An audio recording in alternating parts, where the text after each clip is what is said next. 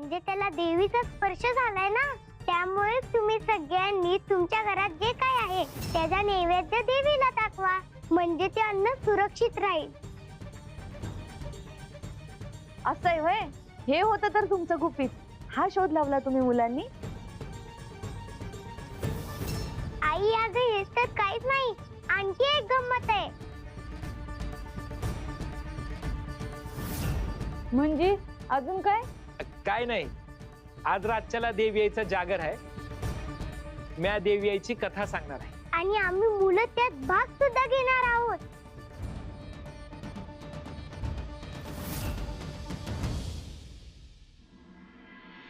आई राजा, आई राजा, आई राजा. तर मंडळी, आज आपण कथा ऐकणार आहोत शक्तिपीठांची, सतीच्या महतीची, महादेवाच्या कीर्तीची. बर, आपल्यापासून जवळ 3.5 शक्तिपीठ आहेत, माहित आहे ना हो तुम्हाला? वय वय. आज आपण ऐकणार आहोत शक्तिपीठांच्या निर्मितीचं कथन. ते ऐकल्यावर तुम्हाला होणार आहे साक्षात शक्तिपीठांचं दर्शन. बर, ही कथा लय पूर्वीची आहे बर का, माझ्या जन्माच्या आधीची.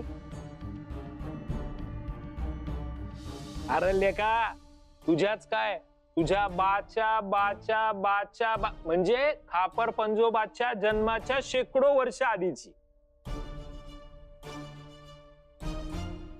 तर दक्ष नावाचा होता एक राजा.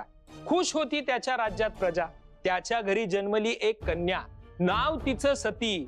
ओजस्वी तेजस्वी अशी ही बालिका, जणू ती साक्षात आदिशक्ती.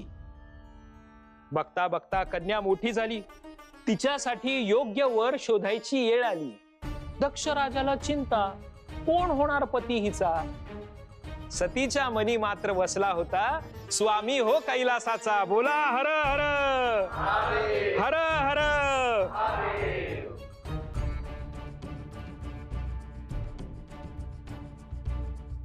शिवशंकरांना प्राप्त करण्यासाठी सतीनं कठोर तप करायला सुरुवात केली. आधी केवळ फळं, मग भाज्या आणि नंतर पानं यावर दिवस काढले. नंतर मात्र तेही बंद करून सतीनं सुरू केलं निर्जळी व्रत. आता निर्जळी म्हणजे काय मंडळी? तर जळ म्हणजे पाणी, निर्जळी म्हणजे पाण्याशिवाय पाणी न घेता केलेलं व्रत म्हणजे निर्जळी व्रत. आजपासून मी निर्जळी व्रत करणार. दक्ष राजा होता क्रोधी आणि संतापी. त्याला आपल्या या कन्येचा हट्ट कसा बरं सहन होईल?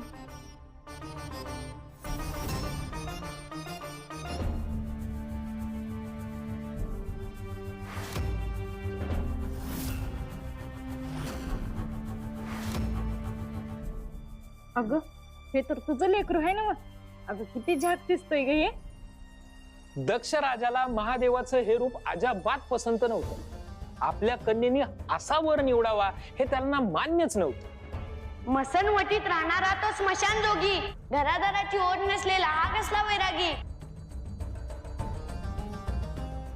बघा मंडळी, बघा, साक्षात महादेवांना तो दक्ष राजा दूषण देऊ लागला.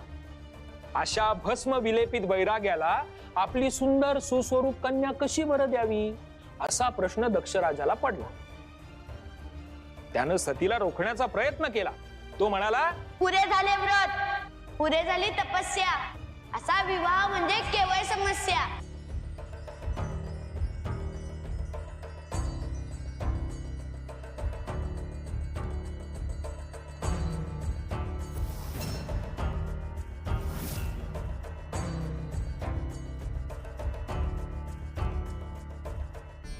दक्ष राजा चिडला.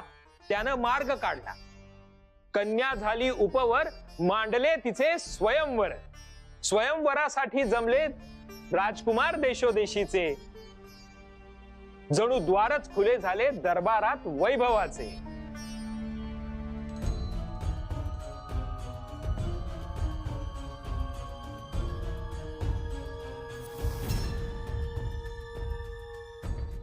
तुम्ही आमच्याशी विवाह करा, आम्ही तुम्हाला सुखात ठेवू, आम्ही तुम्हाला वैभवात ठेवू. सतीला मात्र भावेना त्यांच्यापैकी कुणीच आवडेना. सतीला मात्र भावे ना त्यांच्यापैकी कुणी भोळा कैलासपतीच होता तिच्या मनी. महादेव, तुम्हालाच म्हणते मी माझे पती. पुष्प मलाही अर्पित आहे तुमच्यासाठी सती.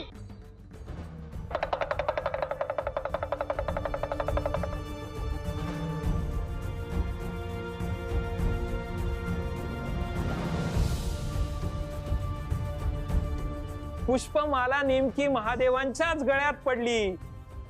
सती महादेवाच्या विवाहाची नांदी हो झाली.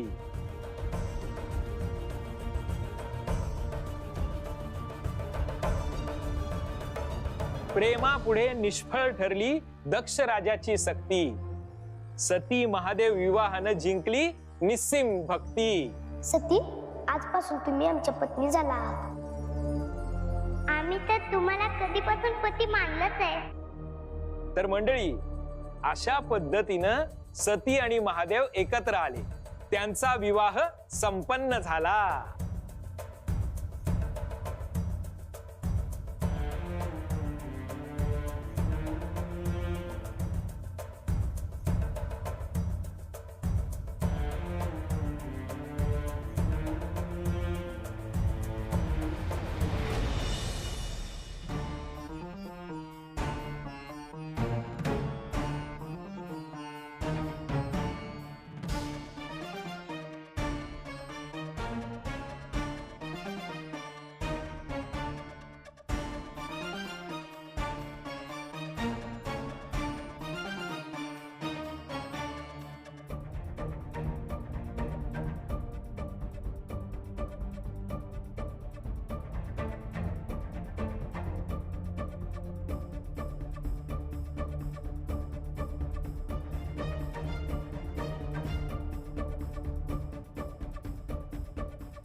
अरे पोरानो, अरे किती कामं करशीला.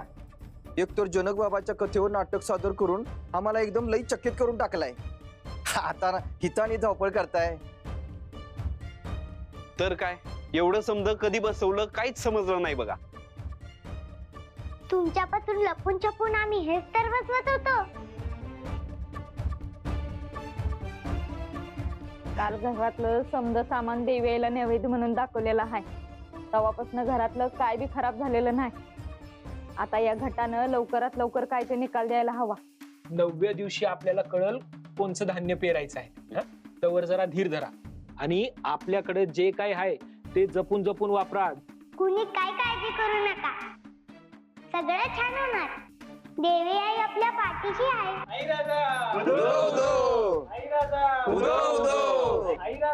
उदो उदो उद उद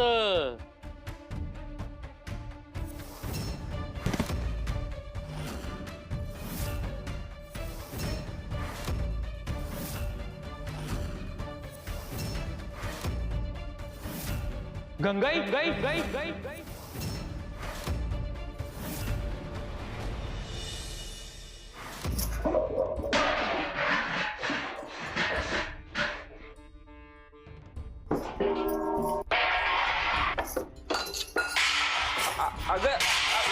अगं सुंदरे, अगं सुंदरे, काय झालंय काय तुला? अशा आदळा आपण का करते सकाळपासून? माझं डोसकं फिरलंय त्या जगदंबे पायी. मंदिरात देवीची पूजा करायची आहे हीच पुढं, जागरण करायचं असेल हीच बया पुढं, आणि आता दुष्काळ ओढावला आहे तर उपाय काढायला ही पुढं. अगं मग त्यात काय चुकीचं आहे सांग बरं. उलट तिनं जो उपाय सुचवलाय त्यामुळे थोडंफार धान्य टिकून राहतंय, पोटाला काहीतरी खायला गावतंय. मग हे काय चुकीचं आहे वे? वय काय किती दिवस धान्य पुरणार आहे? जे धान्य उरलं आहे ते 2 दिवस पुरल, त्याच्यानंतर काय गिळणार हायचा? हा कोळसर शेतात धान्य पिकाना झालंय आणि टिकाना बी. तुम्हाला सांगते हा दुष्काळ त्या जगदंबे पायच वळवलाय. सारखं त्या पोरीवर काय खापर फोडतेस? तिनं काय केलंय? अगं उलट ती गावाचा किती विचार करत्या. मंदिरात तिनं घट बसवलाय, त्यात धान्य पेरले. आता त्यातनं जे उगवल तेच दुष्काळात तग धरून राहणार आहे. वय का तुमचा बी त्या पोरींच्या थापांवर विश्वास आहे? अगं विश्वास न बसायला काय झालं, मधराजाच्या जुलमातनं तिनंच गावाला वाचवलं होतं. तिनं तिच्या युक्तीनं त्याला कसं हरवलं होतं आठवते नव्हतं ना? बरोबर. म्हणजे तुम्ही तुमच्या बायकोला खोटी ठरवताय आणि त्या परक्या पोरीवर विश्वास टाकताय, असंच नव्ह? अगं नाही, मला खरं खोटं करायचं नाही, पण मला जे जाणवलंय ते मी बोलतोय तुला. ह्या आधी बी तिनं मोठ्या संकटातनं गावाला वाचवलं होतं. आता ती ह्यावेळी बी काहीतरी चमत्कार करल आणि वाचवल. आणि हे बघ, तुझी इच्छा असेल तर तू बी चांगलं कर की गावासाठी. तुला कोण अडवलंय? तुला बी लोक चांगलं म्हणतील. हाय काय त्यात? मला चांगलं म्हणू ना म्हणू, त्या जगदंबेला वाईट म्हणलंच पाहिजे. त्यासाठी मलाच काहीतरी करायला पाहिजे. त्या घटातनं धान्याला अंकुर फुटलं तर पुण्यांदा गावातली लोक त्या जगदंबेला डोक्यावर घेऊन नाचत्याल.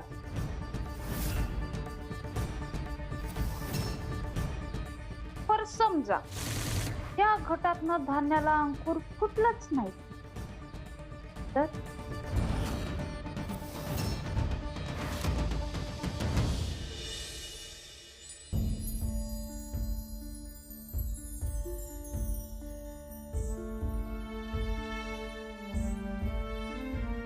गंगाई, ए गंगाई उठ, तुझ्यासाठी भाताची पेज करून आणली, खाऊन घे. हो नको हो, मी देवीला शब्द दिला आहे, हे 9 दिवस मला उपवास करावाच लागल.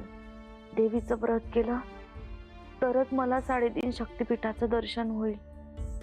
अगं ते तसं बी होणारच आहे की, त्याच्यासाठीच देवळात देवी यायची कथा सांगतोय ना म्या. जगदंबा आणि तिचे बाळगोपाळ मित्र मैत्रीण कथा सादर करतायत. लई गोड करतात ग पोरं.